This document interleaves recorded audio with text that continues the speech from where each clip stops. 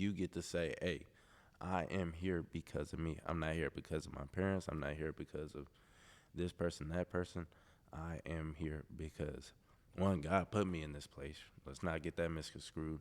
But through listening to Him and listening to what He has for my life, I have eventually got to this point. Yo, what's goody? What's goody? Latrell in a hoodie, and welcome to another episode of the Brother Next Door podcast, where we talk about finance, personal development, and skills to get you further in life through actual steps and my own personal experiences. In this episode, we're talking about trusting your gut, right?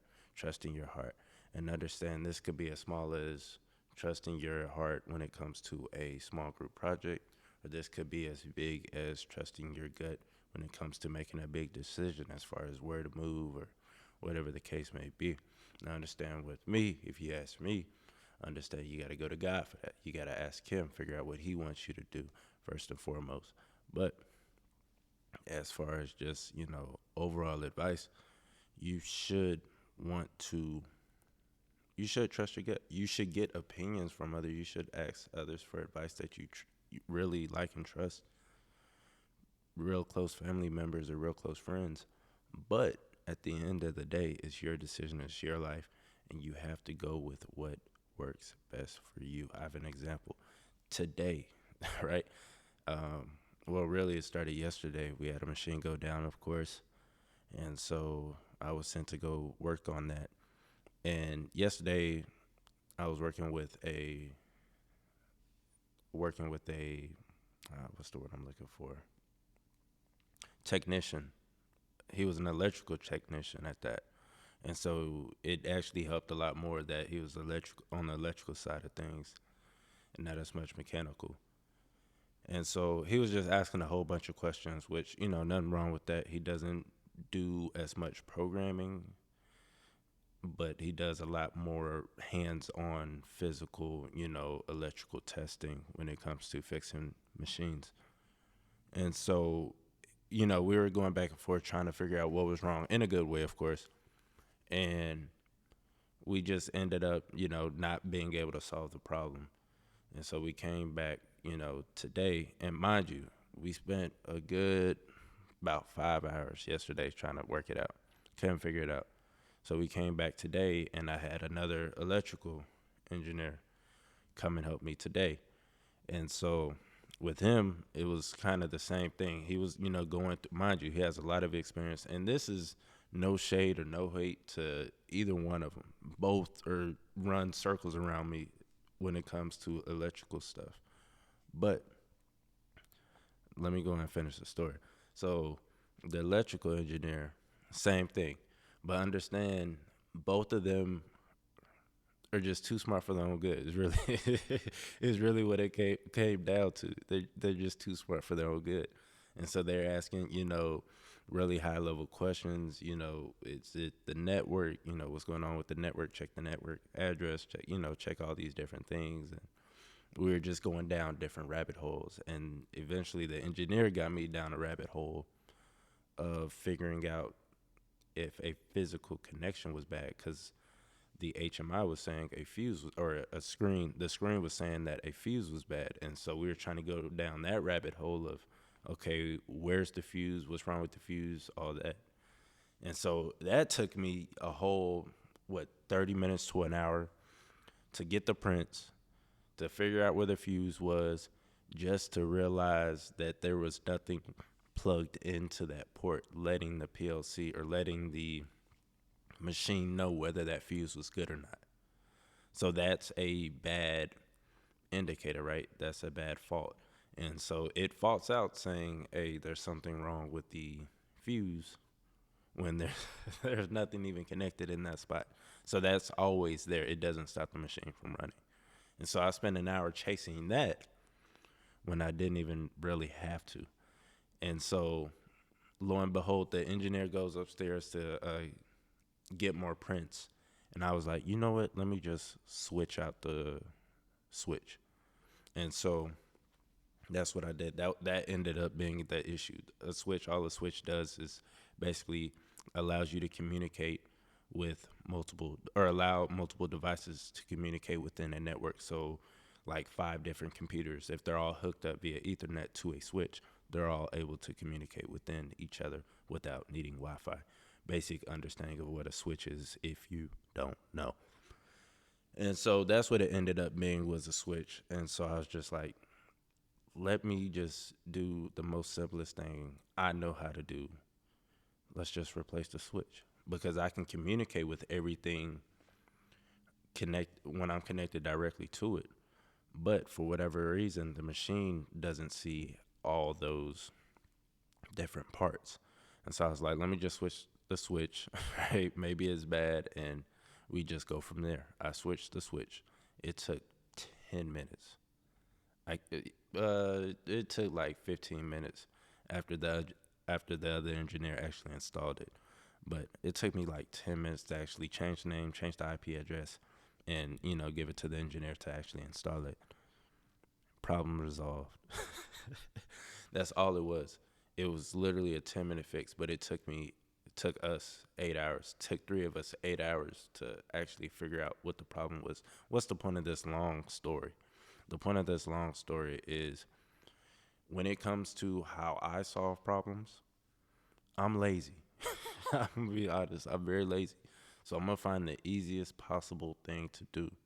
The easiest possible thing in that specific situation was to replace the switch. Nobody changed the program. Nobody tinkered with it. So obviously, or not obviously, but there's a good chance that the switch probably just went bad. And so that's, if I was by myself and I was just starting out, if I would have got down there, I was just by myself, the technician wasn't asking all these different questions, throwing me off, I would have just started, let's just get another switch. Let's replace the switch, see what happens. And we would have just gone from there. And that problem solved within 30 minutes, right? It wouldn't have even overflowed over into today. But the fact of the matter is, it did. Like I said, no shade, no hate, nothing against those two guys. Incredibly intelligent guys. They was just thinking too hard about the situation. It was just a matter of replacing the switch, and it was completely fine. The point of me saying this is, it took me about an hour to download the program I needed, to figure out how to actually change the name and change the IP addresses of different components previously, a while ago. And so I took that knowledge and applied it here, and then it only took 15 minutes to apply that and get a good result, right? Get a satisfactory result. And so understand, with the 8 hours, right, I spent today that wasn't useful in solving this particular problem, I now have more knowledge to be able to apply in future problems, right? That's why I say I'm not mad, I'm not frustrated or nothing. I mean, I was frustrated in the moment. Obviously, it's frustrating trying to solve a problem you can't figure it out. But after the fact, it's like, bro, there's no reason to complain. I've learned so much about other different areas, about the switch, about networks, about, the machine as a whole and how it works, that now I can take that knowledge and apply it next time the machine goes down, or any other machine goes down for that matter. And so understand, how does this apply to you, right? Let's get to you now, right? How does this apply to you? Understand that whatever season you're going through, whether it's, you feel like it's your fault, or you feel like it's just, God's fault, you feel like it's the world's fault, whoever's fault it is, understand you're there for a reason. Understand that you're there to learn something. No matter how long it takes, it may suck, it may be stressful, it may be very, very frustrating, but you're there for a reason. And so you should take that opportunity to learn during that season, grow during that season. That way you can apply what you learn, and that way you're able to apply what you learn in that season in the next season. Also, trust your gut, right? Going back to the title of this episode, trust your gut. If I would have just trusted my gut and just did the first thing my lazy behind would have thought of, I wouldn't have even been there for 8 hours. But I wouldn't have learned as much as I've learned and wouldn't have grown a relationship with those two individuals, right? Obviously, it wasn't much, but it was still, like, hey, we're talking, just talking about life, whatever the case may be. And so, not only am I growing relationships with coworkers, but I am also learning from them, right? Growing from them, figuring out how they think, figuring out how I can apply how they think into the next situation. And so, definitely don't take that for granted, right? Your coworkers will think differently. Your parents will think differently. Your friends and family will think differently. And that's okay. Embrace that. Embrace the change. Embrace the difference in thought, because they may be able to help you out with problems. You may be able to help them out with problems that they may not have been able to see from your angle, or you may not have been able to see from their angle. And that is completely fine. So just embrace that. But go with your gut. At the end of the day, if what they're saying feels right, if what they're saying really resonates, go with it. If it doesn't, if it feels like, I feel like I'm wasting time, go with what you feel is correct, and deal with the consequences. Now that's a tough part, is dealing with the consequences of your own actions. Sometimes it pays off and it works out, and sometimes sometimes it doesn't, right? But at the end of the day, it's your life, it's your choice. And you get to say, hey, I am here because of me. I'm not here because of my parents. I'm not here because of this person, that person. I am here because, one, God put me in this place. Let's not get that misconstrued.